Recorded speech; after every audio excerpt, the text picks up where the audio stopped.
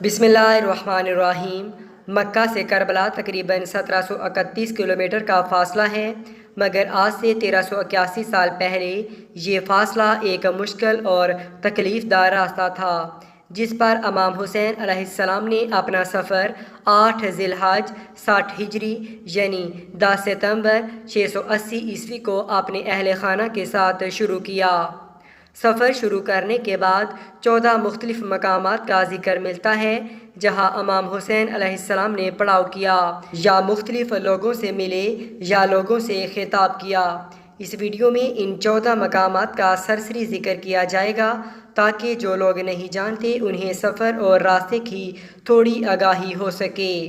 Number 1, अल सफ़ा। ये पहला मकाम था। इमाम हुसैन अलैहिस्सलाम इस जगह पर अरब के मशहूर शायर अल फरज़दिक से मिले और उससे कोफा के हालात पूछे।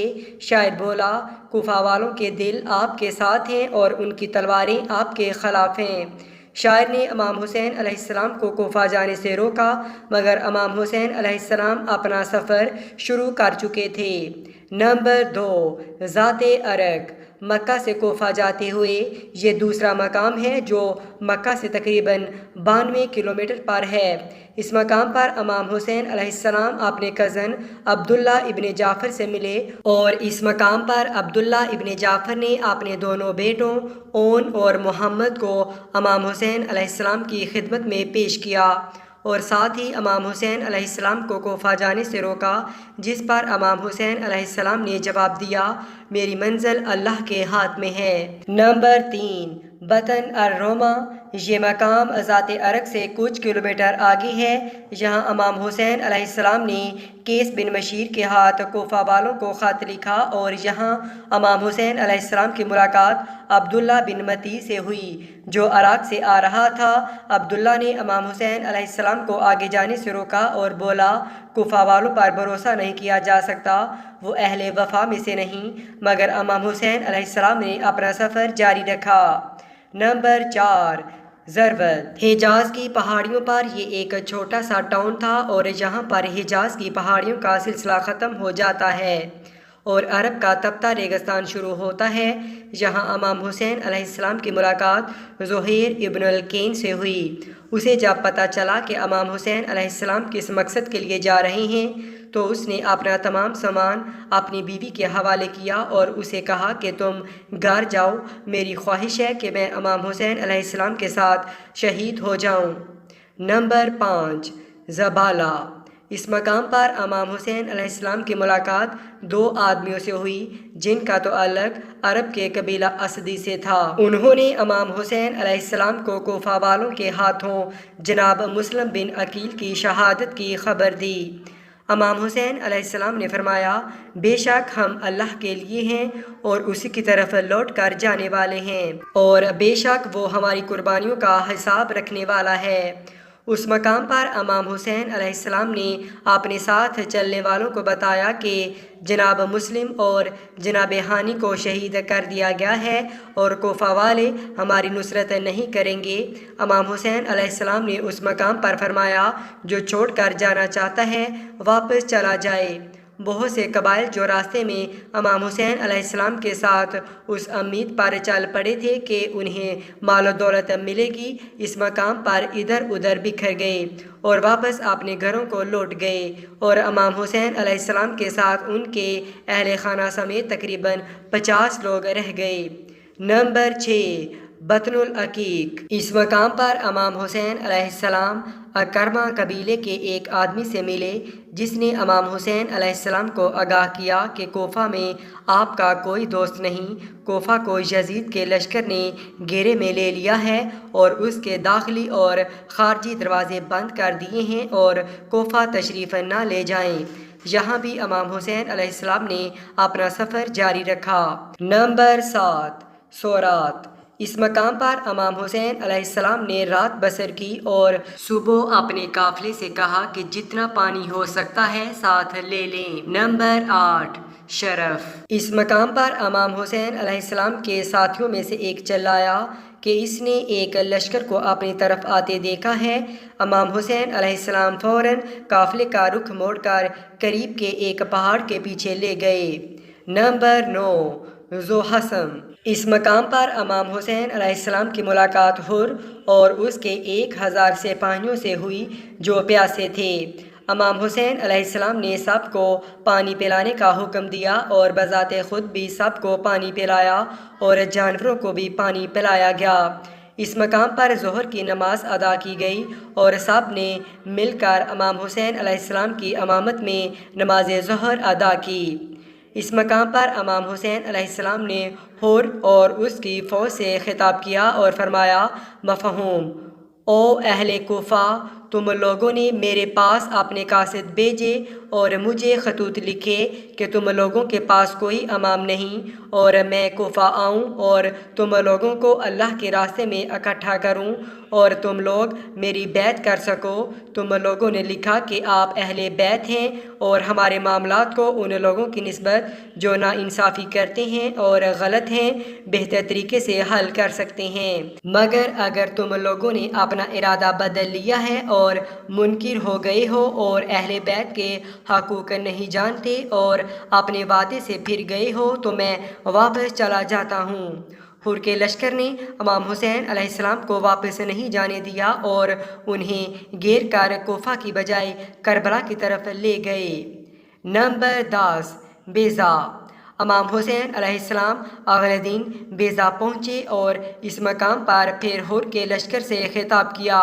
آپ علیہ السلام نے فرمایا، مفہوم: لوگو، رسول اللہ صلی اللہ علیہ وآلہ وسلم نے فرمایا ہے، جو شخص ایسے بادشاہ کو دیکھے جو ظالم ہو، اللہ کے حرام قرار دیے کو حلال کہے، خدائی عہد و پیمان کو توڑے، سنت رسول صلی اللہ علیہ وآلہ وسلم کی مخالفت کرے اور اللہ کے بندوں پر گناہ اور زیادتی کے ساتھ حکومت کرتا ہو، تو وہ شخص اپنی زبان، اپنے فعل اور اپنے ہاتھ سے اس بادشاہ کو نہ بدلے تو اللہ کو حق پہنچتا ہے کہ ایسے شخص کو اس بادشاہ کی جگہ جہنم میں داخل کرے۔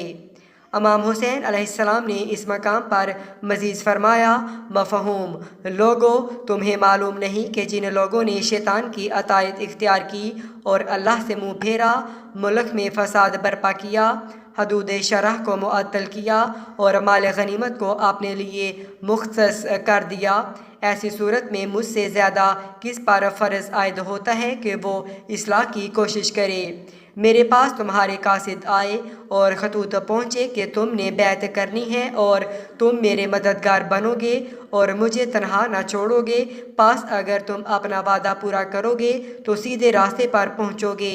امام حسین علیہ السلام نے یہاں لوگوں کو اپنے حسب اور نسب کا حوالہ دیا اور فرمایا، مفہوم: اگر تم اپنے وعدے سے پھر جاؤ گے تو عجب نہیں، تم اس سے پہلے میرے والد اور میرے چچا زاد بھائی مسلم کے ساتھ ایسا ہی کر چکے ہو اور عن قریب اللہ مجھے تمہاری مدد سے بے نیاز کر دے گا۔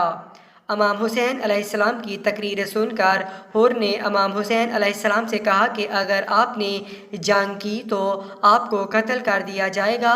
امام حسین علیہ السلام نے فرمایا، تم مجھے موت سے ڈراتے ہو اور کیا تمہاری شقاوت اس حد تک پہنچے گی کہ مجھے قتل کر دو گے؟ حر کے لشکر پر کوئی اثر نہ ہوا اور وہ امام حسین علیہ السلام کو کربلا کی طرف گھیر کر لے جاتے رہے۔ نمبر 11 عذیب الحجنات۔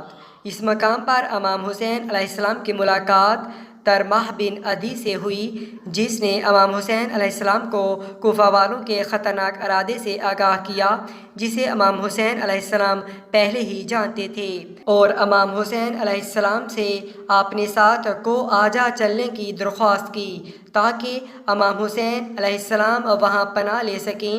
امام حسین علیہ السلام نے فرمایا، مفہوم: اللہ تعالیٰ تمہیں اور تمہاری قوم کو جزائے خیر دے، ہم میں اور ان لوگوں میں عہد ہو چکا ہے اور اب ہم اس عہد سے پھر نہیں سکتے۔ نمبر 12 کسر بنی مقاتل۔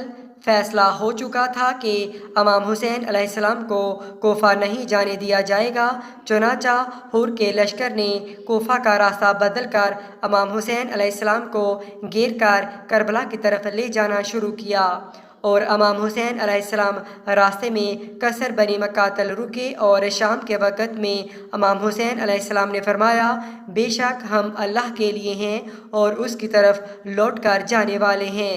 امام حسین علیہ السلام کے 18 سالہ بیٹے علی اکبر امام حسین علیہ السلام کے قریب آئے تو امام حسین علیہ السلام نے فرمایا کہ انہوں نے خواب میں کسی کو کہتے سنا ہے کہ یہ لوگ انہیں قتل کرنے والے ہیں، جس پر جناب علی اکبر علیہ السلام نے امام حسین علیہ السلام کو تسلی دی اور فرمایا مفہوم، کیا ہم سیدھے راستے پر نہیں ہیں؟ نمبر 13 نینوا۔ اس مقام پر حر کو ابن زیاد کا خط ملا جس میں اس نے لکھا تھا کہ امام حسین علیہ السلام جہاں ہیں انہیں وہیں روک لو اور انہیں ایسی جگہ اترنے پر مجبور کر دو جہاں پانی اور ہریالی نہ ہو۔ حر نے امام حسین علیہ السلام کو ابن زیاد کے خط سے آگاہ کیا۔ آپ علیہ السلام نے انہیں فرمایا ہم اپنی مرضی سے نینوا میں خیمہ زن ہوں گے، جس پر حر نے کہا کہ ابن زیاد کے جاسوس ہر چیز کی نگرانی کر رہے ہیں، لہٰذا میں آپ کو ایسا نہیں کرنے دے سکتا۔ پھر امام حسین علیہ السلام کا قافلہ ایک مقام پر پہنچا تو امام حسین علیہ السلام نے پوچھا اس جگہ کا کیا نام ہے؟ کسی نے جواب دیا کربلا۔ امام حسین علیہ السلام نے فرمایا یہ کرب و بلا کی جگہ ہے، یہ وہ جگہ ہے جہاں ہمیں قتل کیا جائے گا۔ نمبر 14 کربلا۔ امام حسین علیہ السلام کے حکم پر کربلا کے میدان میں خیمے گاڑ دیے گئے۔ درہ فرات خیموں سے کچھ میل کے فاصلے پر تھا اور یہ 2 محرم 61 ہجری کا دن تھا اور عیسوی کیلنڈر پر 3 اکتوبر 680 کی تاریخ تھی۔ نوٹ: اس ویڈیو میں کربلا کے حالات تفصیلاً بیان نہیں کیے جا رہے ہیں۔